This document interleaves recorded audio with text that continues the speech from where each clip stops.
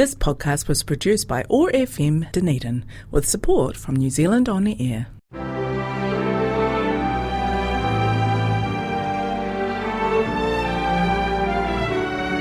Tēnā koutou.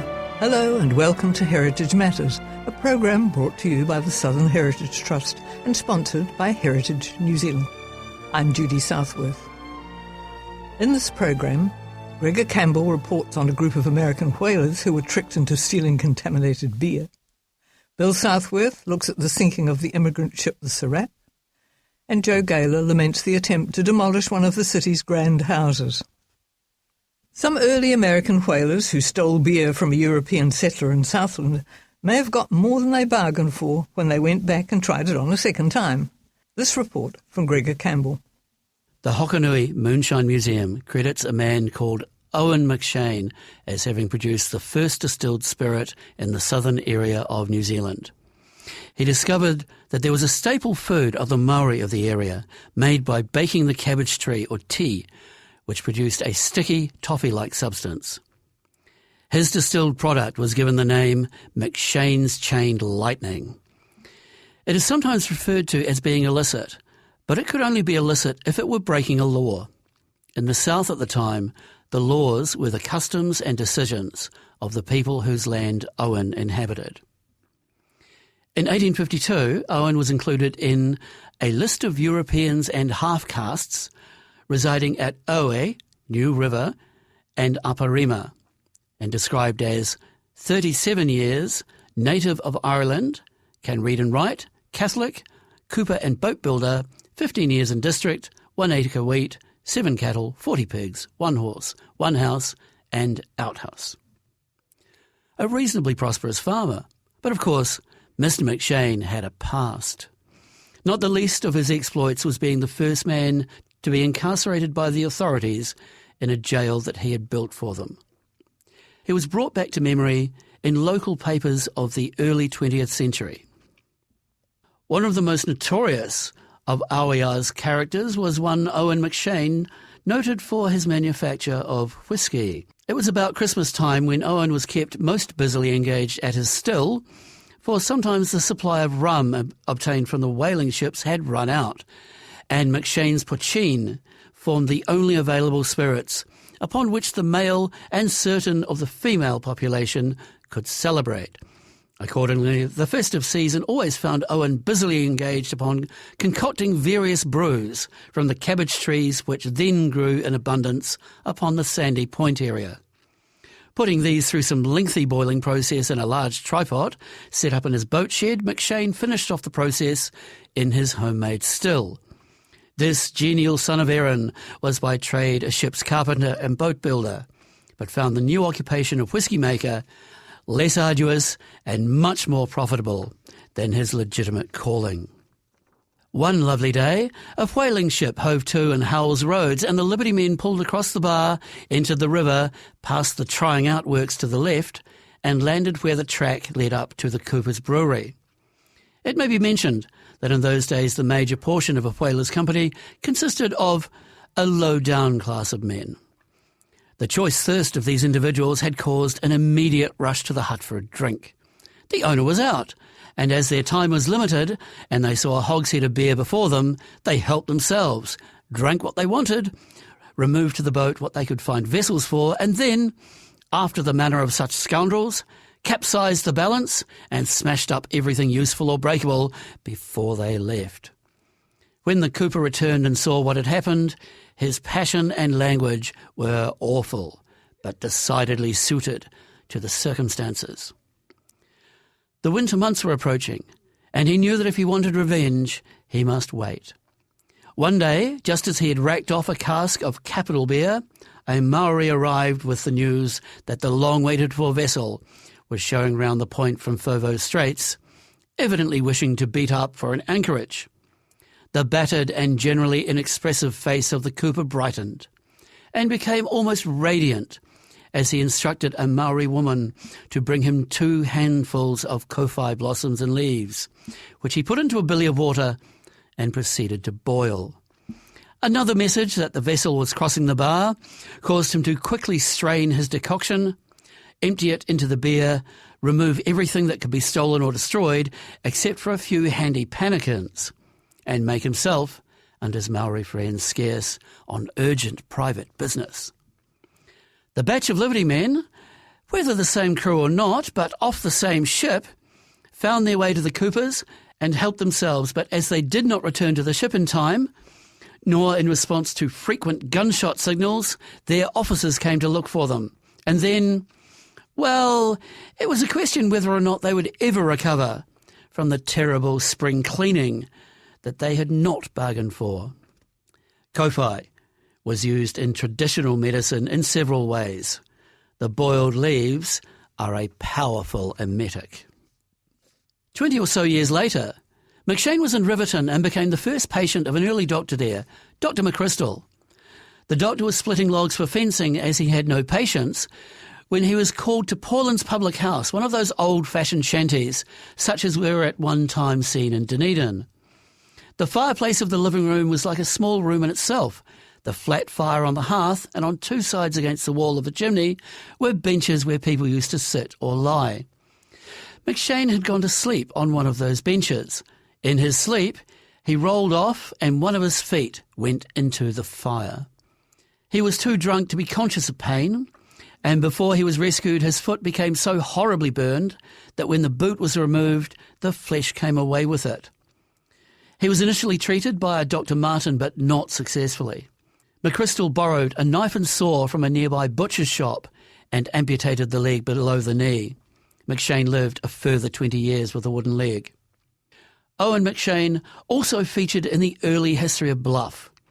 When one Captain Ellis became magistrate, he saw the need for a lock-up. He called for tenders and, according to the Southland Times, the successful tenderer was a man named Owen McShane, somewhat of a hard case and renowned for the manufacture of illicit whiskey. He carried out his contract very faithfully and erected a very serviceable little building. Its efficacy, however, was to be tested in a somewhat strange manner. In order to celebrate the event, McShane got together some of his friends and a convivial evening was spent. Later on, he had the misfortune to meet the local constable, a man named Walker, who accused him of being under the influence of liquor. This McShane stoutly denied, but the constable would not be convinced and tried to arrest him. A struggle ensued, in which McShane, who was a powerful man, came off decidedly best and proceeded to inflict severe punishment. Walker shouted for help, but no one appeared anxious to join the conflict. Finally, the constable saw a man named Johnny Parker standing by and called upon him in the name of the Queen to assist the forces of law. Parker succeeded in calming down McShane, whom the constable eventually escorted in triumph to the lockup. Thus, McShane was the first to occupy the edifice he had himself built. Truly, it might be said that he had made his own bed and had to lie in it. But some of his friends assisted him to the honour of being the first to escape from the lockup. Armed with a log, they battered in the door and enabled him to escape. Captain Ellis was naturally considerably perturbed at this affront to the majesty of the law and offered a reward of £5 for information which would lead to the conviction of the person or persons who had been responsible for breaking open the lockup. Needless to say, there were no claimants. McShane's early home on Sandy Point is still known as Cooper's Creek, and as far as I know, his grave is unrecorded. This is the very sober Gregor Campbell for Heritage Matters. An attractive part of the South Otago coast near Owaka is called Surat Bay.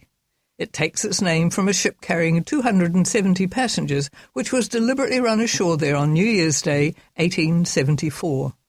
Its captain and senior officers were the worse for drink at the time and had no previous experience of sailing New Zealand waters. This report from Bill Southworth. The Surat, a three-masted iron sailing ship named after a town in the Indian state of Gujarat, left London on September the 26th, 1873. It was bound for Port Chalmers and was full of immigrants who came from all parts of England, Scotland, Wales and Ireland, and who were seeking a new life in the colony. Captain Edward Johnson, newly in command, was on his first voyage to New Zealand. After sighting Stewart Island, he set a course up the east coast and handed the ship over to the second officer, Edward Hazelton, and headed down below to join passengers who were seeing in the new year. About 10 p.m, the ship went too close to the coast and struck the shallow, rocky seabed off the Chaslin's Mistake. At that moment, some of the passengers were celebrating and dancing. The next, they were flung across the deck. Those who looked over the side could see no obvious damage in the moonless, hazy night. The captain came up on deck and said to Hazelton, "What mischief are you doing?" Later he said he regarded Hazelton as being rather a stupid person. However, new drinks were served and the Surat continued its voyage up the coast. As a precaution, the ship's pumps were readied in case the ship's iron plates had been loosened. An hour later, water was detected below, and one of the mates, Abraham Forshaw, burst into the saloon and in slurred speech called for help down below. Overcome by panic, some of the young single women fainted. Working the pumps was exhausting, and the passengers spelled the crew. Captain Johnson ordered the steward Kelly to give those working the pumps some gin, and had one himself. In their book, Wreck of the Surat, authors Bruce Collins and Ian Church report, 20 minutes later, a passenger found Kelly beastly drunk and giving liquor to anyone who asked for it. Discipline was obviously breaking down as the water level increased and tempers frayed. The first mate, who had been in his bunk when the ship struck, was already drunk by this time and even tried to stop the pumps until he was threatened with a tomahawk. At 5 a.m, the ship Wanganui came by. Captain Johnson was asked to signal for help. He refused and threatened to shoot anybody who, without his orders, hoisted a signal or fired a gun.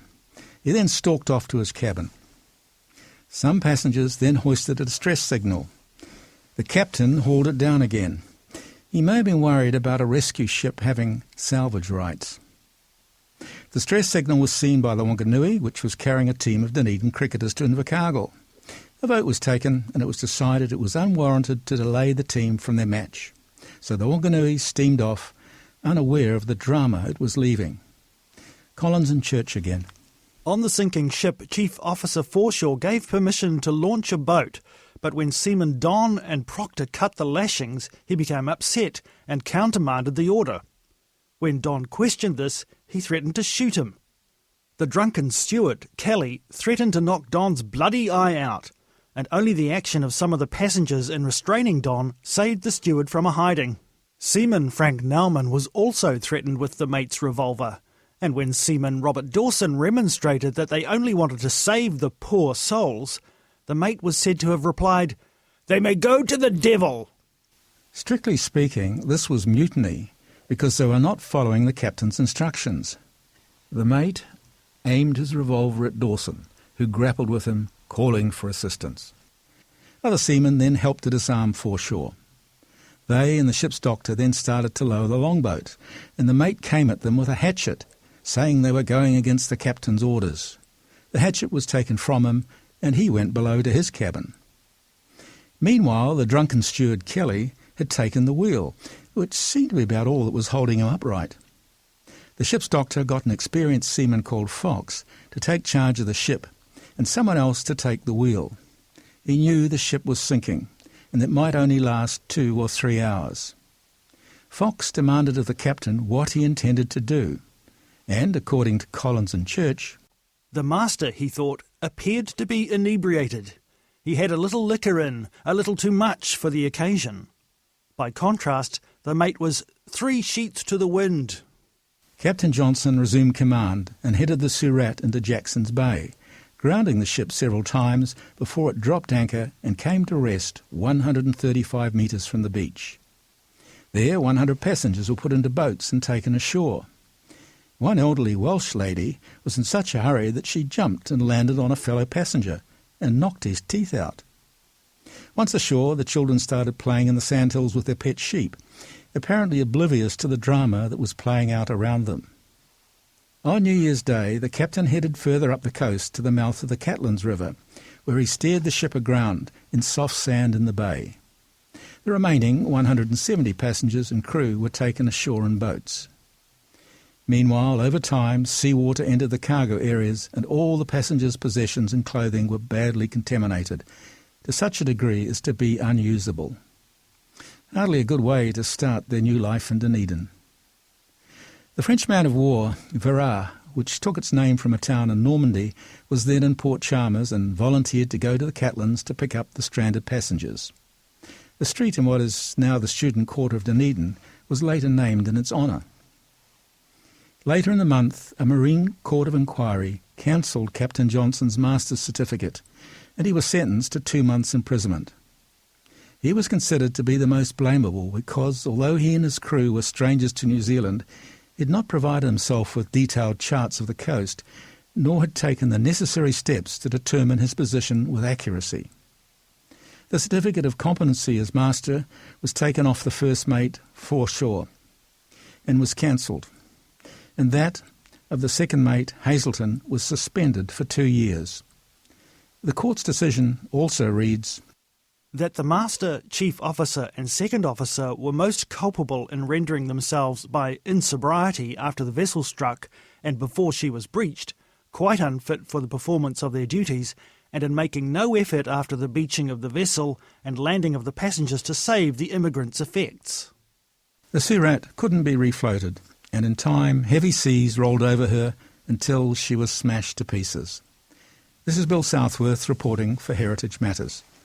A grand historic house opposite the old Dunedin Technical College in Stuart Street, which was designed by a famous architect, may be demolished by a developer who wants to turn the site into a block of flats. This report from Bill Southworth. Edmund Anscombe was once the premier architect in Dunedin. He was the university's preferred architect too, and you can see his hand in such buildings as Allen Hall, Marama Hall, the Dental School and the Medical School. He also designed the grand 103-year-old house that sits opposite the old Tech building in Stuart Street. This is now under threat as the developer wants to use the site to build a several-storied modern building containing apartments. There has been a flood of submissions opposing the demolition of this beautiful example of the city's early architecture. Amongst them has been one from the Southern Heritage Trust. I asked its chair, Joe Gaylor, why it was working so hard to preserve our historic buildings. They were put up with a lot of blood, sweat and tears in the early settler days. A lot of them are over 100 years old now. And they are our character, our future and our past.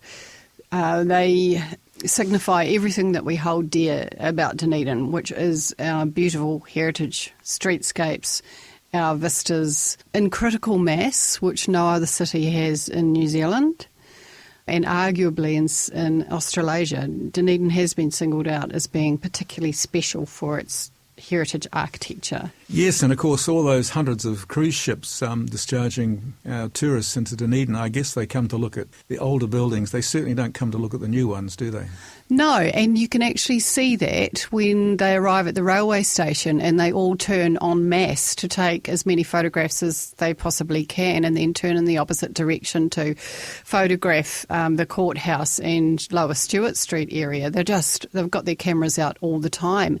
And they're not photographing the trees or the grass or the flowers. It's the buildings they're looking at. And let's not kid ourselves, it's an important tourism asset. It's a reason why people love to come here. And I myself have been on a cruise recently that left Dunedin and went down in and around Fiordland. And in fact, Dunedin's heritage architecture was marketed on that ship as being something worthy of looking at. So the tourist operators are smart, they've cottoned on to it. It's just as a city, we haven't really given it the priority that it should have. So what's special about this Anscombe designed house in Stuart Street? Well, it was built in the 1920s, and at that time I've been talking to somebody who's researched a bit of history about the Anscombe property. It was seen as a major landmark in Dunedin and also the most expensive house built in its year in Dunedin. And that's not reason enough alone to keep it standing, obviously, but it is. He was a very important architect, Edward Anscombe. He's contributed a lot of beautiful old buildings to Dunedin's streetscapes. And that particular one sits right opposite King Edward Court, as it's now called, used to be King Edward Technical College. And that is a Category 1 listed Heritage New Zealand building. And as such, you look at the scene in its totality. So you have the heritage building, and then you have across the road a beautiful old red brick and plaster with gorgeous arches and stained glass windows. It just adds to the effect of having that heritage building across the road. So that's how we see it. Yeah, and of course Anscombe himself was a real heavy hitter, wasn't he? He designed stuff at the university and Otago Girls High School, amongst others. Yes, he did, and he was among a raft of very high-profile architects that we currently hold in as very valuable. What's remaining of their works are very valuable to Dunedin. So, yeah, he's among the best. So this house is straight opposite the old technical college there in Surat Street, and they intend bowling it to put up a multi-storey building with 30 apartments in it. How do you think that would affect the look of the street? It'd be ghastly, quite frankly. We know where this has happened previously. It's not a good look. We can see heritage buildings have been, or the heritage look and feel of the city can be affected by that. But more than that, Surat Street itself is actually filled with pre-1900 and 1920s, 1930s buildings, arts and crafts style villas, all the way from the Roslyn Overbridge all the way down to the bottom. It should be a heritage precinct, as High Street is, which is similar, as we know, but Surat Street was a little bit later. So if you take that out, it's like taking out your front tooth, isn't it? Your smile's not going to be as pretty as it was before. That's right, a great big gap there. Yeah. But do you think it's fair to restrict developers in this way? Yes, I do. When it comes to our heritage, we'd make no apology for it, but we think that developers can actually be more imaginative and also invest more in heritage reuse, and we're quite sure that on the footprint of that site they could still do something. There's, where there's a will, there's a way. We've seen it done overseas. We see it happen in cities that treasure their heritage, where Dunedin sadly lacks. And in this guiding philosophy that we should have in Dunedin, which should be actually led by a Dunedin City Council, but is not. So, yeah, I think that they could reuse this building and others that they eye up for demolition. It's just a cop-out, quite frankly. And I've had comments from architects saying that what's replacing them is cheap and ugly and not going to stand the test of time. And interestingly... When you say not stand the test of time, do you think they may, in some cases, be future slums? Well, the future ghettos, yep. We had a change to our planning laws a few years ago that allowed for this, for intensification around the city. And the idea behind it was that we needed warm, dry, good housing for our immigrants and residents, and that we needed to remove some of our older, colder houses and also free up land for that. And the idea was that you would have enough green space and you would have quality builds that would appeal to families or the elderly or retiring people, because we know we're going to get more and more retiring. The numbers are going to grow significantly as our future development strategy that the DCC is currently consulting on says it will. Yet what we are seeing being built, and you can see this in and around Filial Street, for example, is 1 to 2 bedroom units that are mostly inhabited by students and not family housing at all, without any green space. So developers, the DCC is saying this is what we want on the one hand, but that's actually not what's happening. So instead what we're getting is these shoebox units that are, 4 or 5 stories high, 3, 4, 5 stories high, and they are not particularly attractive or appealing to live in, which is the stated goal of district planning. So why are we getting this in the place of what is our important heritage? There's got to be a better way. But aren't you fighting a bit of an uphill battle, because the last government brought in intensification, and the current coalition government doesn't seem to have changed that? Yeah, intensification was brought in to cater to population explosion in Auckland and Wellington, the big centres up north. I don't believe that it should be a one-size-fits-all. Dunedin should actually have its own, or we should be lobbying for a more bespoke approach, and I believe Wellington's actually doing that now too, because they're seeing demolition by neglect and they're seeing a problem with losing their heritage as well. So I think that there's room for our city councillors to go up to Wellington and bang on the door and say, hang on, as they need to do in many situations, and actually say, hang on, can you adjust the law to suit our city instead of thinking that the world starts and ends in Auckland? And finally, Sarah Gallagher from Heritage New Zealand tells us what's coming up in the heritage area over the next few months. Southern Heritage Trust's Visions for Dunedin's Future talk series kicks off again in March and runs through to November on the fourth Wednesday of each month. Southern Heritage Trust are now partnering with Heritage New Zealand Pouhere Taonga and the Dunedin Public Libraries to deliver Visions for Dunedin. The first talk, which will be in March, will be delivered by Campbell McNeill, the director of AHA Architects, talking about future equity in Dunedin housing. The following month, in April, we'll hear from Cargill's Castle Trust, who will be discussing the future and planned works ahead at Cargill's Castle. And in May, Jane McKnight, the Manager of Collections and Exhibitions at Toitu Otago Settlers Museum, will be convening a panel talk with a number of curators who together have pulled together a range of exhibits about the Hellensteins family and collection items in each of their collections. And that's called The Hellenstein Legacy, a citywide cultural activation in 2023. In June, staff from Heritage New Zealand Pouhere Taonga will be sharing stories from the list, and that will be the annual review of what has been added to or reviewed on the list. And then later in the year, we'll be hearing from Joe Gaylor, the chair of the Southern Heritage Trust, about the economic value of heritage. We'll be hearing from a local game studio about the Apothecurse game, which is really exciting just to see how game developers are drawing on our stories and our heritage and our architecture for inspiration for their games. And we'll also be hearing from a vision for an industrial heritage trail in Dunedin from Jonathan Kurworth. Shirley McEwen from the Waikawaiti Coast Heritage Centre will be talking about the redevelopment of their heritage building. Our final talk of the year will come from Sarah McCallum, Senior Lecturer in the School of Architecture at Otago Polytechnic, Connections, Engaging with Our Built Heritage Through Digital Technology. So there's going to be a really wide variety of talks, all looking towards built heritage future in Dunedin, with a real variety both of practitioners, people working in community, people working in both physical and digital spaces, restoration of heritage, and lots of hopes for the future. That was Sarah Gallagher from Heritage New Zealand. The award-winning Heritage Matters is broadcast on the first Monday of each month at 9:30am and replayed on the following Sunday at 7pm. There are further replays on the third week of the month, Thursday at 1pm and Sunday at 7pm.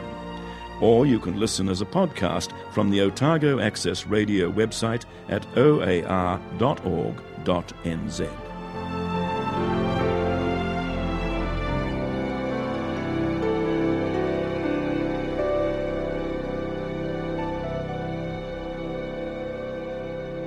As Aotearoa New Zealand's national heritage agency, Heritage New Zealand Pouhere Taonga is proud to sponsor Heritage Matters.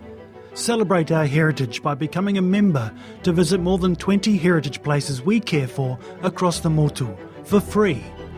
You'll receive a subscription to our award-winning magazine, exclusive member events, and free or discounted admission to over 1,000 international heritage places. Support the heritage of Aotearoa New Zealand. Check out visitheritage.co.nz. This podcast was produced by OAR FM Dunedin with support from New Zealand On Air.